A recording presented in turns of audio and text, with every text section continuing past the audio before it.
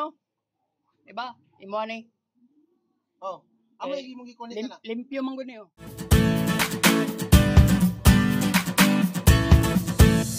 Good day guys, and for today's video, Honda CRF 150L ay nagkaroon ng problema sa kanyang electrical system. Ang history nito guys ay nabundol ang kanyang motor nang ito ay na-assemble, nawala ang kanyang kuryente at ang kanyang fuel injection. So ito yung picture niya guys nung ito ay nabangga ang kanyang motor.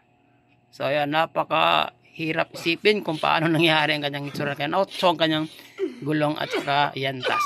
So ngayon guys, ang problema ng motor na ito is pagkatapos ma-assemble is nawala ang kuryente ng kanyang ignition coil at ang buga ng kanyang fuel injection. So nakumpleto na po ang pisa, yung motor fly at tipos. Kaya lang pinaka worst case scenario is nawala yung kuryente at saka ang kanyang buga ng kanyang gasolina. So yung kanyang ECU guys o ECM ay tinest ko na yan sa kakilala niyang motor, goods at saka functional. Pati na rin kanyang injection is goods. Ito pinakaunang subok namin na pinalitan kasi kaya naman ng bulsa ng customer sa may 100 plus lang. Ang problema is walang kuryente pa rin na lumalabas sa kanyang tension wire. Nagsubok na kami ng kanyang injection, goods pa rin at saka functional. So meron tayong video dyan guys sa unahan na tinry namin yung i-check na functional siya. So kaya nakita nyo nakakalas ng kanyang mga wire kasi yan po ang pinaka second to the last na option namin. Isasahin ko ang check sa continuity ng kanyang wire. Apan is walang putol na nangyari guys. Ika nga itong motor na ito is nabundol lang at tumatakbo. So sinuwerte kami kasi mayroong kaibigan si Busing na kakilala niya na nagpahiram ng kanyang motor at dyan namin i-check at isa-isahin bawat pesa ng kanyang motor dahilan kung bakit nawala ang kuryente ng kanyang tension wire sa kanyang ignition coil at pati na rin buga ng kanyang gasolina sa kanyang fuel injection. Kaya ayaw umandar ang motor nito. So ito ay third days na pala namin na sumubok.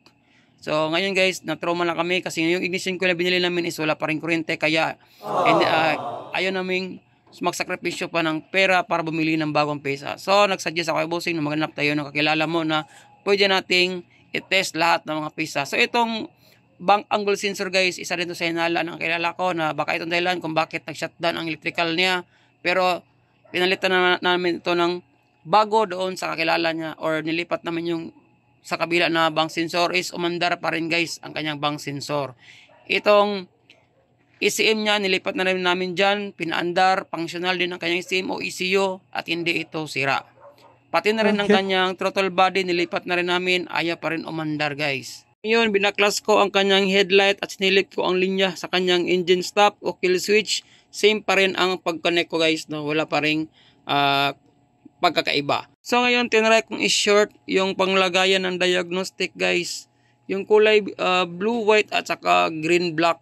Ang lumabas na error code ay error 12 at saka error 29. Ang error 12 ay ang fuel injection at ang error 29 naman ay ang ating idle air control o IEC. Ito ay lahat makikita sa ating throttle body. Pero hindi pa rin ako kumbinsido guys kasi nga itong motor, tulad ng aking sinasabi, ito ay tumatakbo kaya lang nabundol. Ibig sabihin, functional ang kanyang lahat ng ignition system.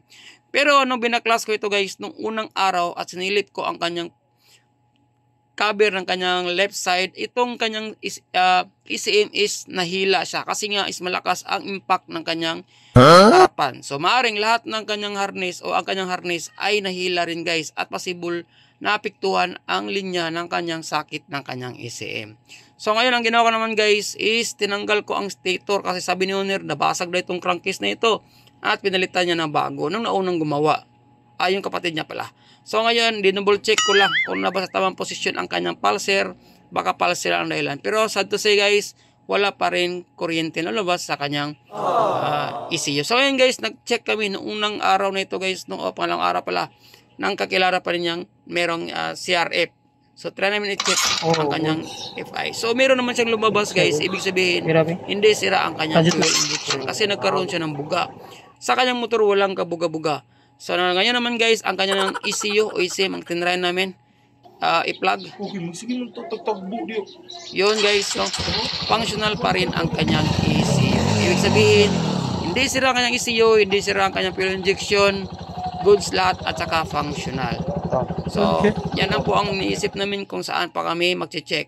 So ngayon since meron yung isang motor na yan, pinaka naisip ko is lahat ng kanyang throttle body, pati na rin ang kanyang injector na yan, lahat itatap ko. So ngayon guys, tinap ko ang kanyang injector.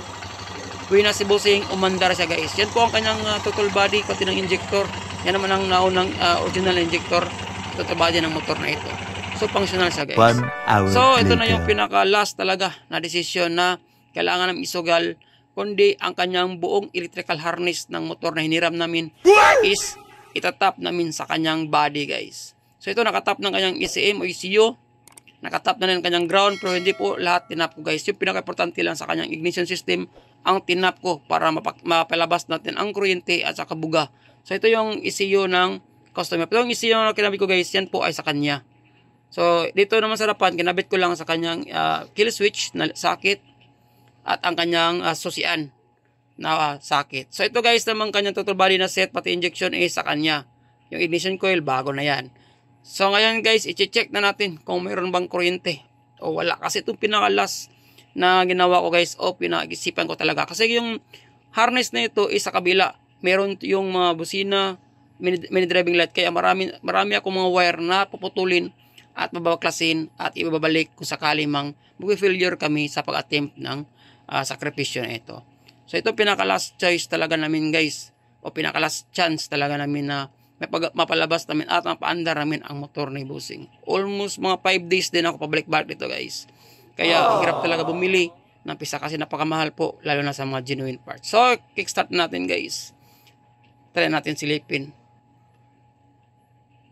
kung meron bang kuryente. Kasi wala talagang kuryente to. Yun, lumabas ng kuryente guys, no? So ibig sabihin may pag-asa na tayo na mapaandar natin ang kanyang motor kasi napalabas na natin ang kanyang kuryente na kanyang tension wire. So ito yung pinaka-moment of truth talaga guys na gustong gawin ni bossing na umandar ang kanyang motor kasi nawala na siya ng pag-asa. Pero sabi ko sa kanya, nung nag-chat ako sa messenger, hindi pa naman ako naubusan ng bala at saka hindi pa ako sumurrender. Pero yung owner guys, parang sumuko na at gustong dalhin ang kanyang motor sa kasa daw. Pero ako hindi pa ako sumuko guys. Yung pinaka-last choice at advice ko sa niya, tanggalin ang kanyang harness at ilipat sa kanya. Ito yun. Upload mo na dyan. Sige. Video sa upload. Kabit ko na ang kanyang harness, pati ang kanyang original throttle body at injector. So ito na yun guys. Try natin paandarin ang kanyang motor. Ibot ko ng starter. Ay, kita ba ako starter? Ay, Really, wala ko kita. Sige. Gara-gara sipa na. Sige.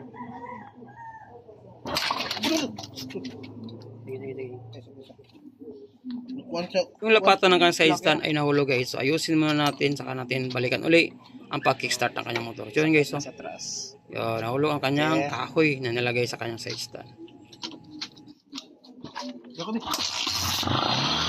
You know, ito yung pinaka-moment of truth. Umandar na yung kanyang motor. So, ang problema, kanang brad box niya. Pana ka ng DC. intake manifold na.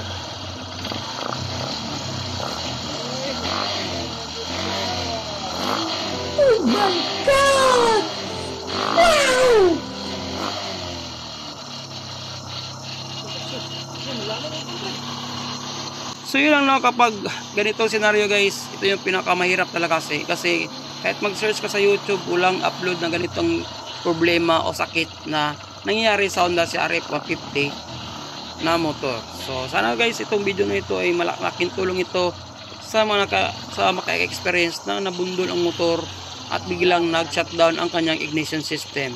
So advice ko is huwag muna kayong bumili ng pisa guys. Mag step by step muna kayo para hindi kayo makagasto ng malaki. Tulad ng ginawa ko guys to. Kailangan talaga magsakripisyo tayo, maghanap ng kilala, saka tayo makakonclude at makakonfirm sa sakit ng ating motor. Matagal man ito natapos na proseso, almost 5 days din, at least hindi kami nakagasto ng malaki at nakatipid si bossing ng pesa. Kasi lahat po ng pesa na binanggit guys, throttle body, ECM, lahat yan may presyo at hindi basta-basta. So at least kahit matagal, nakuha namin ang sakit. At ang pinakamasakit dito guys, ay napakamahal po ng buong harness, ay nasa mga 7,500 pesos po ang kanyang genuine. So mahirap po isipin, nasa sakit lang pala ang problema ng kanyang motor. Hindi na natin siya ma-solve kasi nasa loob po talaga ng sakit ang problema. Okay lang kung nasa labas ang problema ng wire guys, kaya pwede pa natin dugtungan. Pero ito is possible, may nagkaroon ito ng possible problema sa loob ng kasakit, nagkaroon ng disalignment. Ang importante is natapos natin ang kanyang motor at nakita ng kanyang sakit. Shout out sa Bossing. Maghintay pa tayo ng order guys ng kanyang harness. Yan lang guys sa araw ito. Maraming salamat at syempre see you sa aking next video. Ride safe. God bless. Ayan, masaya na si Bossing. Ayun.